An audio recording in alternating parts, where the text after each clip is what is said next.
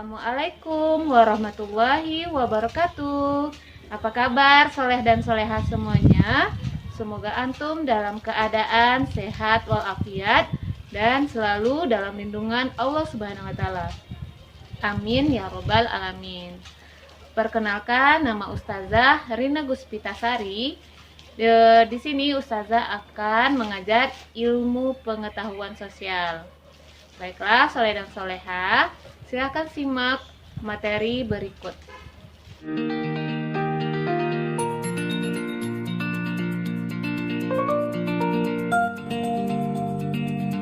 Tujuan pembelajaran. Setelah mempelajari materi ini, siswa diharapkan dapat memahami pengertian ruang, memahami pengertian interaksi antar ruang, menyebutkan contoh interaksi keruangan antar wilayah, mengetahui kondisi saling bergantung yang diperlukan untuk terjadinya interaksi antar ruang. Apakah soleh dan soleha tahu apa itu ruang? Lalu, apa yang terlintas di pikiran antum ketika mendengar kata ruang? Adakah makhluk yang hidup tidak di ruangan? Jawabannya, tidak. Kenapa ya? Karena setiap makhluk yang hidup di bumi memerlukan ruang untuk melangsungkan kehidupannya. Tanpa adanya ruang, maka semua makhluk hidup tidak memiliki tempat untuk hidup. Lalu, apa itu ruang? Ruang merupakan bagian dari permukaan bumi, tempat unsur fisik dan manusia bertemu yang tersusun secara teratur, atau disebut juga tempat di permukaan bumi secara keseluruhan maupun hanya sebagian yang digunakan oleh makhluk hidup untuk tinggal. Ada 3 konsep tentang ruang. Yang pertama yaitu ruang absolut. Ruang absolut didefinisikan sebagai lokasi pada garis lintang dan garis bujur. Contoh, Indonesia terletak di antara 6 derajat lintang utara sampai 11 derajat lintang selatan dan 95 derajat bujur timur sampai 141 derajat bujur timur. Yang kedua, ruang relatif dapat menunjukkan tingkat keterjangkauan dalam konteks hubungan antar ruang. Contohnya, jarak antara Kota Padang ke Kota Sungai Penuh. Yang ketiga yaitu ruang relasional, berkaitan dengan kegiatan manusia di dunia. Contohnya, masyarakat membedakan antara tempat tinggal dan tempat kerjanya. Ruang tidak hanya sebatas udara yang bersentuhan langsung dengan permukaan bumi, tetapi juga lapisan atmosfer yang terbawa dan bersentuhan dengan bumi dan di bawah permukaan bumi sampai ke dalam tertentu. Ruang juga bisa berbentuk perairan seperti laut, danau, dan sungai. Kemudian, ruang juga bisa berbentuk daratan seperti gunung, hutan, dan gurun. Setiap ruang di permukaan bumi memiliki karakteristik yang berbeda. Misalnya, wilayah pegunungan memiliki kondisi cuaca yang cenderung dingin. Kemudian, wilayah pesisir memiliki cuaca cenderung panas.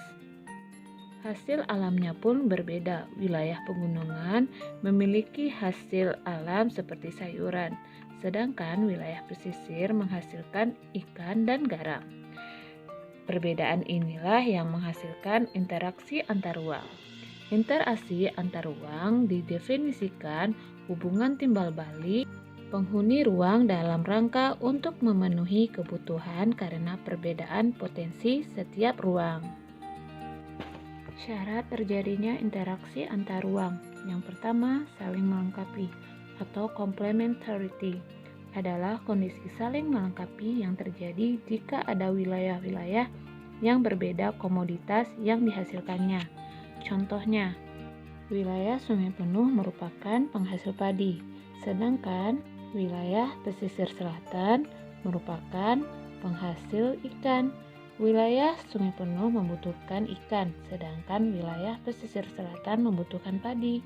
Jika masing-masing memiliki kelebihan atau surplus, maka wilayah Sungai Penuh melakukan interaksi dengan wilayah pesisir selatan dalam melakukan aktivitas perdagangan atau jual beli. Yang kedua, kesempatan antara intervening opportunity merupakan suatu lokasi yang menawarkan alternatif lebih baik sebagai tempat asal maupun tempat tujuan. Contohnya, desa A biasa membeli sayur ke desa B, namun kemudian hari diketahui bahwa desa C memiliki jarak yang lebih dekat, maka penduduk desa A membeli sayur ke desa C. Yang ketiga, kemudahan transfer atau transferability. Pengangkutan barang atau orang memerlukan biaya. Biasanya, biaya yang dicari adalah biaya yang lebih rendah. Jika biaya tersebut terlalu tinggi dibandingkan dengan keuntungannya, maka interaksi antar ruang tidak akan terjadi. Contohnya, desa A berniat menjual hasil pertaniannya ke desa B. Akan tetapi, jalan menuju ke desa B mengalami kerusakan, maka petani tersebut tidak dapat menjual hasil padinya ke desa B.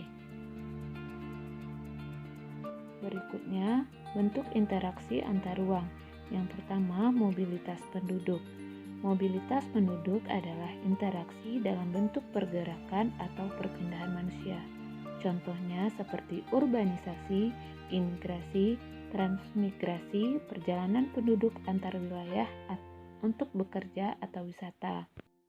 Yang kedua, komunikasi, yaitu suatu interaksi melalui perpindahan ide atau gagasan dan informasi. Contohnya, seperti membaca berita, melihat tayangan televisi, internet, koran, majalah, dan lain-lain. Yang terakhir, transportasi, yaitu suatu interaksi melalui perpindahan barang atau energi. Contohnya pengangkutan barang, perdagangan, dan lain-lain. Dan dialah yang menurunkan air dari langit, lalu kami tumbuhkan dengan air itu segala macam tumbuh-tumbuhan. Maka kami keluarkan dari tumbuh-tumbuhan itu tanaman yang menghijau. Kami keluarkan dari tanaman yang menghijau itu butir yang banyak dan dari mayang kurma, mengurai tangkai-tangkai yang menjulai dan kebun-kebun anggur. Dan kami keluarkan pula zaitun dan delima yang serupa dan yang tidak serupa. Perhatikanlah buahnya pada waktu berbuah dan menjadi masak. Sungguh pada yang demikian itu ada tanda-tanda kekuasaan Allah bagi orang-orang yang beriman. Quran Surat Al-An'am ayat 99. Baiklah, soleh dan soleha, sampai di sini pembelajaran kita hari ini. Semoga soleh dan soleha dapat mengerti dan paham. Jika ada pertanyaan, boleh japri Ustazah. Ustazah tutup pembelajaran hari ini. Wassalamualaikum warahmatullahi wabarakatuh.